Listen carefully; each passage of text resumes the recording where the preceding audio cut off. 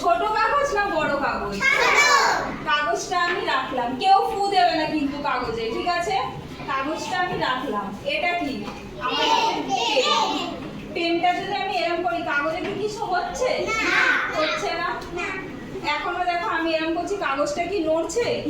আমি কাগজটা এরকম করেও সরাবো না, কিন্তু আমি এরকম ভাবেই রেখেছি, পেনে টাচ করবে না। করলাম, কিছু হলো? কাগজটা কি উঠলো বা দাঁড়িয়ে পড়লো কাগজটা?